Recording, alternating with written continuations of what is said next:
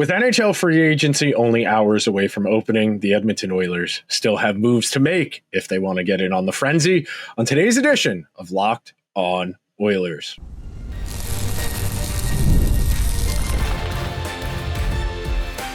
You are Locked On Oilers, your daily podcast on the Edmonton Oilers, part of the Locked On Podcast Network, your team every day.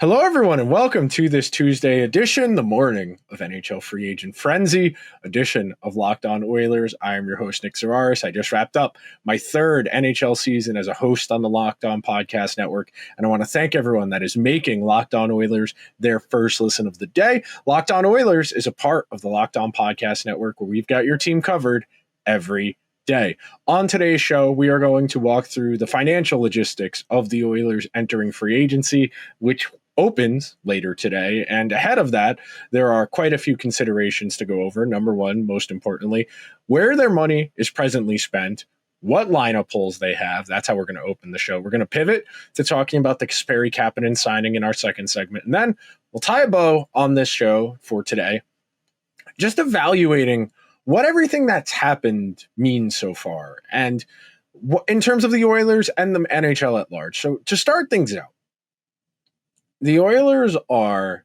a Stanley Cup contending team.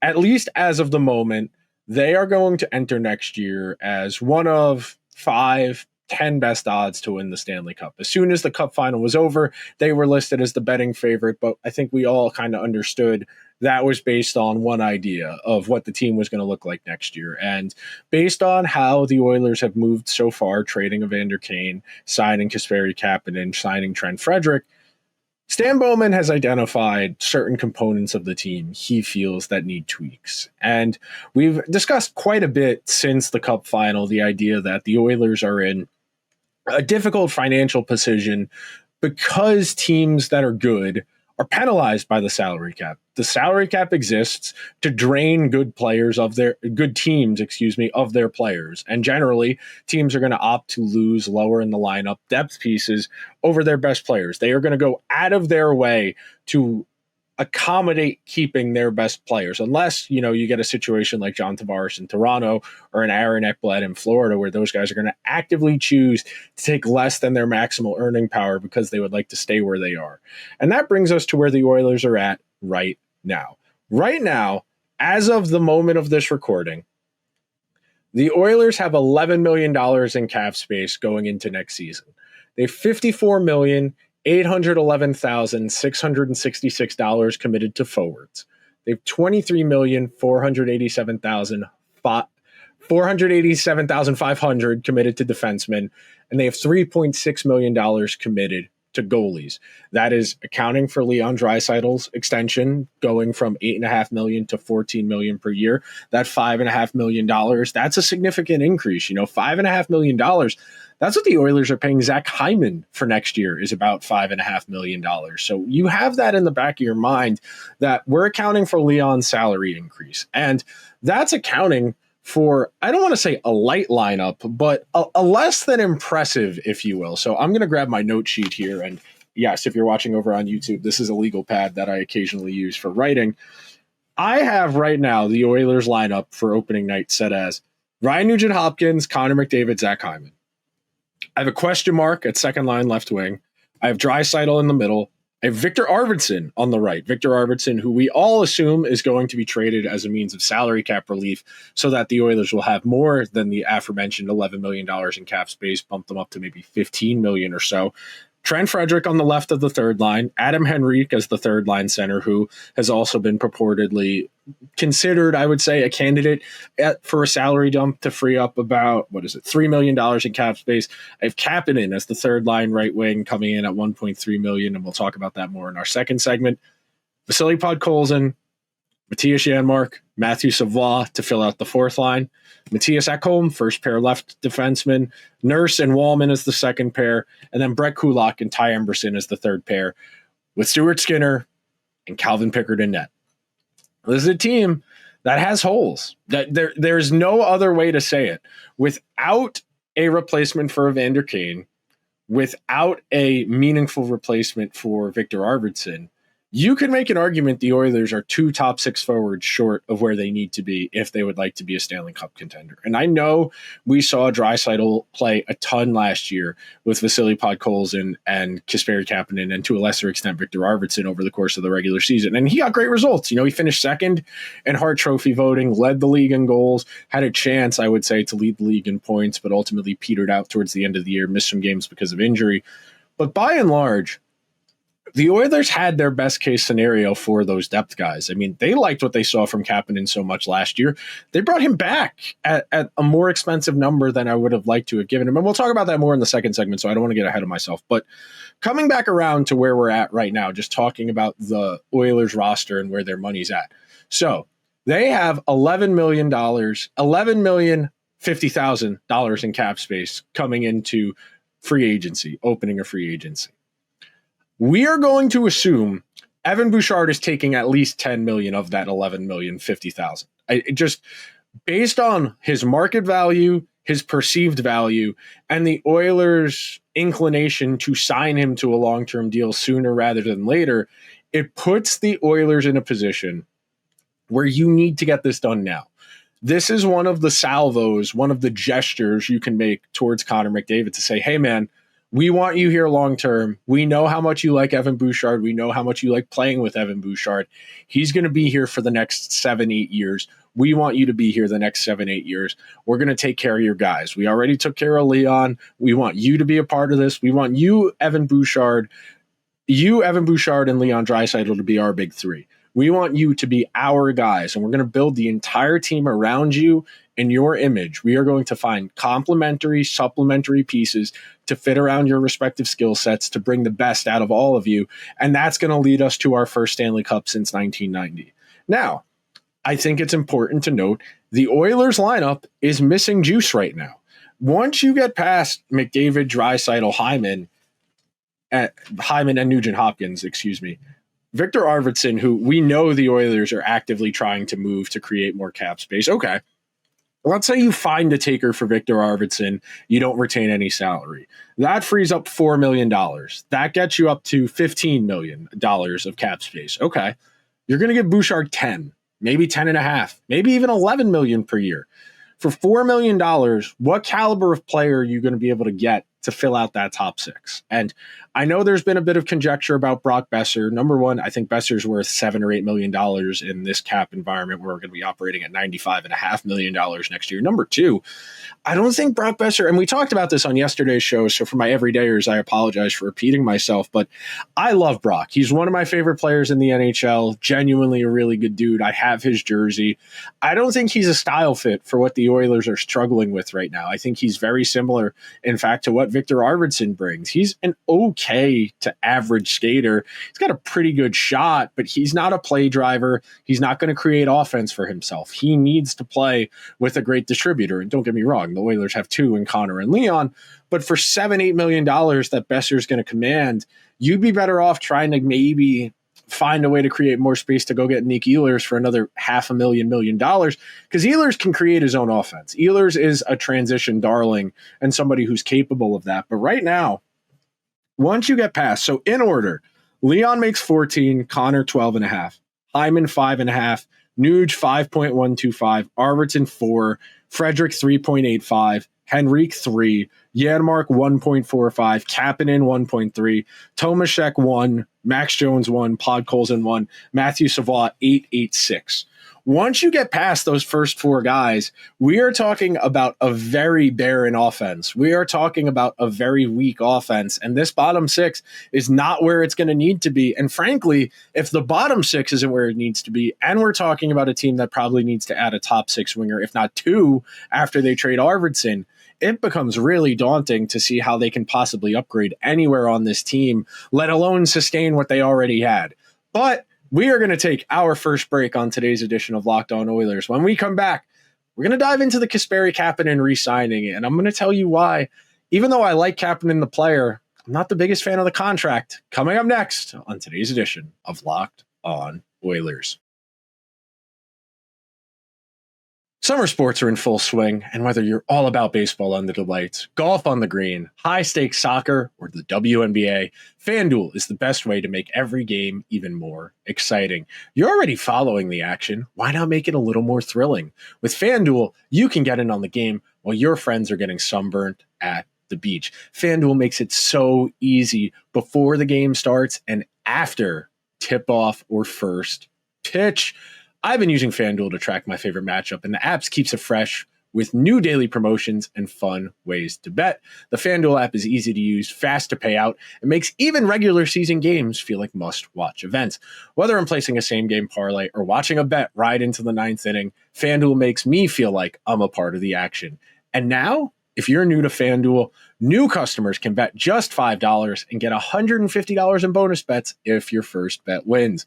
Open the FanDuel app today or visit FanDuel.com to get started. Thank you to everyone who is hanging out on this Tuesday free agent frenzy edition of Locked On Oilers. We will have an episode for you on our normal schedule Wednesday to break down free agency. Depending on how active the Oilers are, it might be a bit more of a retrospective talking about the NHL at large. If any meaningful power switches have happened, Aaron Ekblad signed an extension to stay in Florida. Sam Bennett signed his extension to stay there last week. There's conjecture whether or not they're going to try and find a way to keep Brad Marchand. There's a whole lot of smoke around the Toronto Maple Leafs making Brad Marchand the high money offer to effectively be the Mitch Marner replacement. The Leafs did trade for Matthias McKelly earlier in the day on Monday, and that creates an interesting replacement and a high upside play. The type of move, frankly, that I would love to have seen the Oilers try and find a way to make. You know, I know a guy like Marco Rossi, who's a little bit undersized, who's a bit more of a finesse player, might not necessarily be on the Oilers' radar as far as filling a need.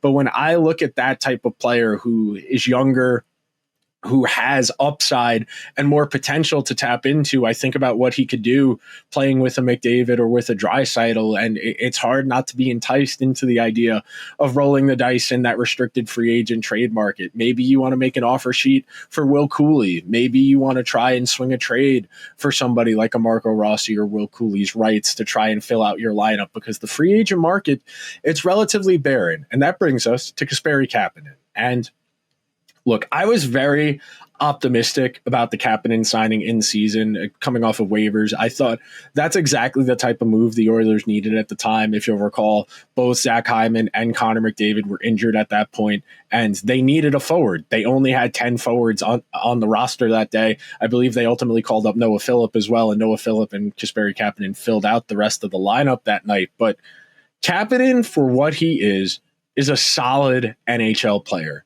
He's got really good straight line speed. He's got an above average shot. Any other contributions are minimal. He's not a great facilitator. He's not a great cycle guy. He can occasionally be an above average forechecker when he's got the attention to detail, but so much of Kapanen's career has been teams taking gambles on him staying engaged, staying locked in, and whether it was Toronto, Pittsburgh, St. Louis, etc., teams got tired or frustrated with his lack of attentiveness, especially to detail. And that's not a fault that he lacks that higher hockey IQ. That's a higher plane. You know, that's what separates the good players from the great players, the average players from the good ones.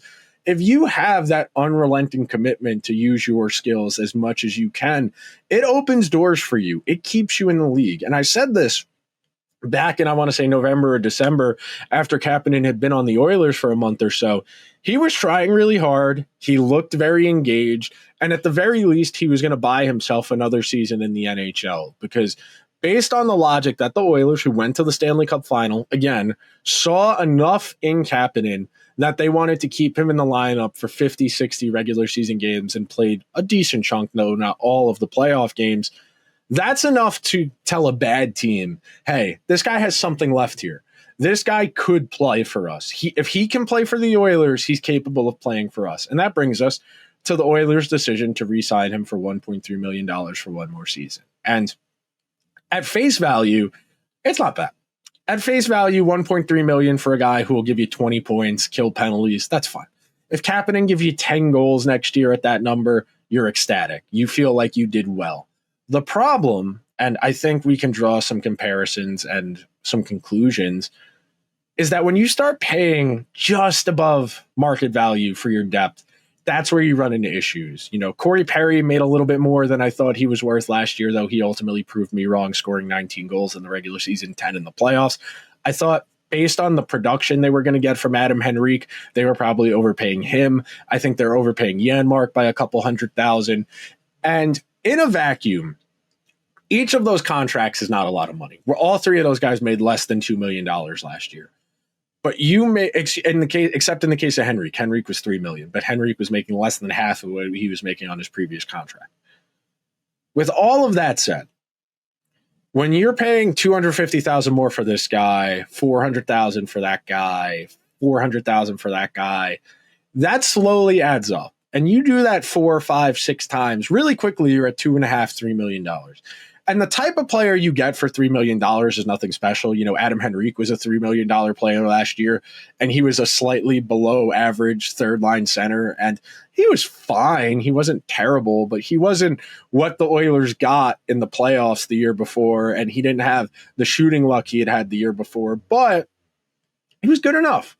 But at the same time, if you want to do the devil's argument, if you want to make the devil's advocate argument, the worst case scenario, the cynical view, the difference between that $3 million, $1.5 million for all of those guys put together versus the difference between, say, Brock Besser and those 4 guys combined and some replacement level guys, I think you make a strong argument you'd be better off with the efficiency, that you think a higher end guy, you can raise his ceiling more with the talent you could surround him with than what you're going to get out of these depth guys. And that's not a knock on these depth guys. You need to fill out your lineup.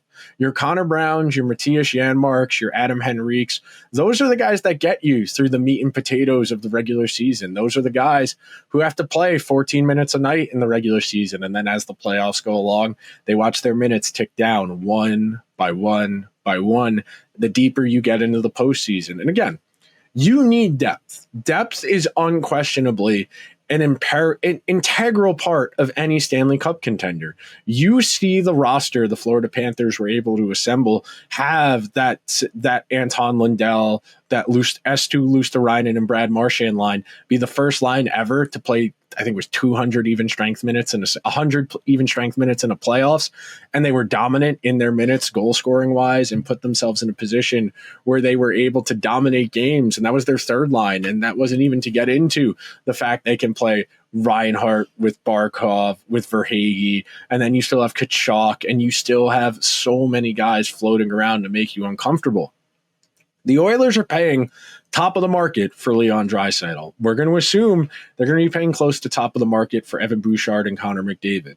That means the rest of your roster, you need to find budget beasts. You need to find guys like you just installed an EA Sports game and you're going to play Ultimate Team. You need to find your $600,000. You need to find your $825,000 guy. You look at the Panthers and some of the guys they've brought in over the years, like Nate Schmidt and Oliver Ekman-Larsson on league minimum deals. And it's not a problem per se that the Oilers are paying slightly above market value for these depth guys. But you do that for 4, 5, 6 depth guys, really quickly, you're talking about the difference between a good and a great player. And every last dollar matters when you're in a window of contention. And as much as people want to say, well, the cap's going to go up. Yes, it is. That doesn't you need to spend your money as liberally as you are. That's a reason there's a credit crisis in the United States right now, because people are living above their means, trying to either maintain what they already had or to keep up with what they already had. And because of that, you have a real crisis in financial responsibility and financial literacy. And I'm not saying the Oilers are in a terrible situation right now, but they are really going to have to get creative here as far as filling out the rest of their lineup and putting themselves in a position to improve their team, because ultimately, as good as the last 2 seasons were, they did not manifest a Stanley Cup. We are going to take our second and final break on today's edition of Locked On Oilers. When we come back, I'm going to tell you what it all means for the big picture and why going into free agency, I wouldn't expect a whole lot. Coming up next on today's edition of Locked On Oilers, where we've got your team covered every day.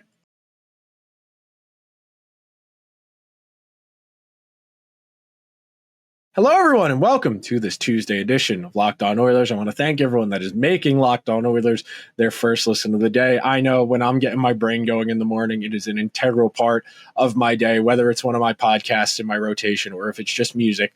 I got to get my brain going. So if I have that distinguished honor of getting your brain going first thing in the morning on your way to work, on your way to school, on your way to the gym, at the gym, while you're running, whatever you happen to be doing while you're listening to the show. I'm very grateful you're making time for Locked On Oilers. And this time of year, this is where people get creative because you see the thing I love about this window from the end of the the end of the Stanley Cup final to free agency is this is where you get a real understanding of what general managers think about their teams, because this is where you see them prioritize certain skill sets, certain types of players, and they make tweaks, they make adjustments, because when they add a certain type of player, that's telling you they think they were deficient in whatever that guy brings to the table. They need what he has. You think about it from the perspective of, let's say, the Vegas Golden Knights, who are purportedly in on a big Mitch Marner blockbuster trade. If that's the case, that tells you Vegas thinks they didn't have enough offense last year. They didn't have enough high-powered, high-leverage players. And that's a pretty good hockey team. You know, I picked Vegas to beat the Oilers last year in the playoffs based on the idea they were an elite defensive team and that Eichel Stone would be enough to make it happen for them. Ultimately, the Oilers prevailed in what was a very defense-first series, and the Oilers outplayed them defensively. But you look at the free agent market and how quick it's all going to come together. You know, teams have been planning for Mitch Marner to be there on July 1st since probably about February. And now if you're a Carolina, a Columbus, a Utah, where do you go if Marner's not there? Are you going to go to Nick Ehlers? Are you going to go to Brock Besser? Neither of those guys is Mitch Marner. And don't get me wrong, I like Ehlers. I love Besser. Those are two of my guys, two of my favorite players in the NHL on any team. I love Marner too. Neither of those guys is Mitch Marner. And Marner, as maligned as he is for his lack of clutch moments in the postseason, though he's 50 points in 55 career playoff games, that's one of the defining players of this era. Top 5, I think, in points since he entered the league. Somebody who's gotten down ballot votes for best defensive forward.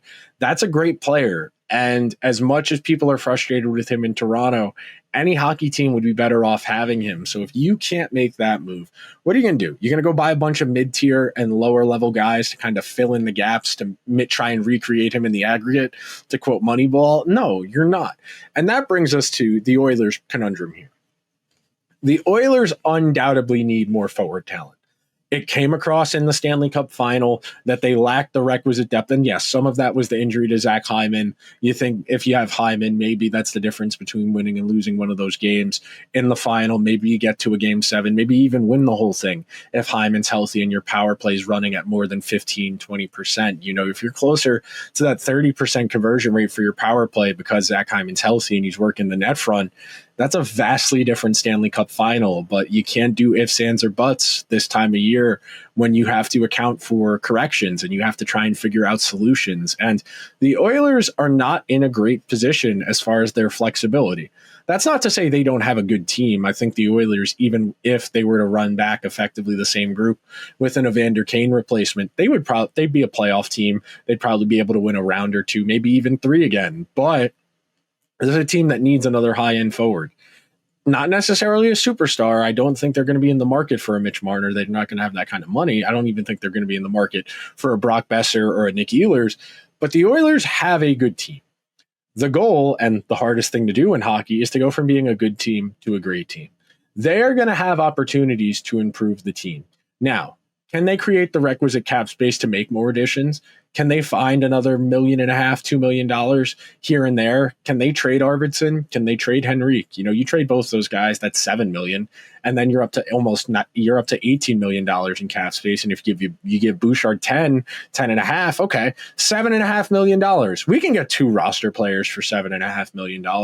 What 2 forwards can we get for that? We probably get 2 middle 6 guys for that much. Or you go for one more expensive guy like a Besser, and then you try and fill in the rest of the lineup with an internal guy, whether that's Noah Phillip, whether that's Matthew Savoie.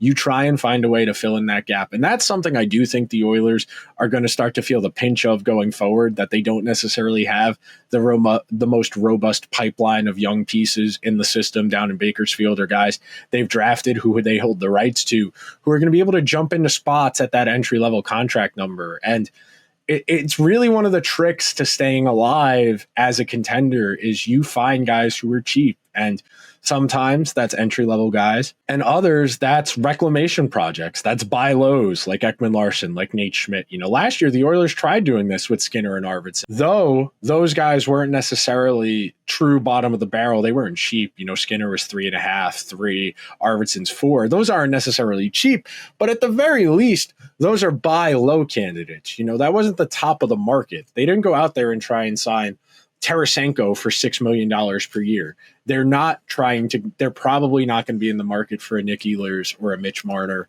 or frankly, even for a Brock Besser. So with all of that said, how are the Oilers supposed to improve their goaltending situation if they still need to improve their forward group? And that's why, as I've maintained for much of the offseason so far, I struggle to see a world where the Oilers would go out and get a third goalie, whether that's Jake Allen, whether that's Alex Lyon. We discussed, restricted free agents like Tarasov or maybe Sam Ersson. There are goalies out there you could potentially get, but the Oilers don't have the money for that if they want to also upgrade their forward group, or at least improve their forward group. And I think that's why you're likely to see the Oilers maintain the same goalie room, at least through the regular season up till the trade deadline. If they think they can get by with, 15 of the same skaters of the 18 as last year, and they got to game 6 of a Stanley Cup final with terrible goaltending, they're going to try and get to the trade deadline with mediocre or bad goaltending. And if they get there, that's going to be enough for them to justify, okay, now we can go out and get a goalie at the trade deadline, whether that's Tristan Jarry or Alex Nedeljkovic or Jonathan Quick or whatever backup or tandem goalie that's on an expiring contract you think you might be able to get ahead of the trade deadline next year. But that's why, man, as much as I would love the Oilers to be able to upgrade at least one of the 2 goalie spots, barring something unforeseen, if they were to move Darnell Nurse, for example, that $9.25 million, that's enough room to play with where you can make a big move and you can add a goalie and a middle 6 forward and another middle 6 forward, and you can sign a 7th defenseman and really deepen, elongate your lineup in a way you're not going to be able to otherwise. Because frankly, the Bouchard extension is going to eat up pretty much all of your financial flexibility. It's why it's frustrating the Oilers didn't try and do this last year or the year before that. And that's the reality of operating with these high leverage restricted free agents. Sure, if you have team control, you have every right as a team to parlay that year to year. But once a guy pops off, that number's not coming back down. It's like prices at the supermarket. Once something goes up $1, it's never coming back down ever again. That's just the nature of the market and the way it works for goods and services, unfortunately. But that will do it for today's edition of Locked On Oilers. If you could be so kind, please subscribe to the show wherever you get your podcast. If you're listening on Apple or Spotify, please leave the show a 5-star review. If you're watching over on YouTube, hit that subscribe button, hit that like button. How worried are you about the Oilers' financial situation? Because it doesn't feel particularly good to me. I want to thank everyone that made Locked On Oilers their first listen of the day. Locked On Oilers is a part of the Locked On Podcast Network, where we've got your team covered every day. And be sure to check out the Locked On NHL podcast covering the biggest stories around the league. I will talk to you guys tomorrow after the free agent frenzy with a full breakdown. Until then, let's go Oilers.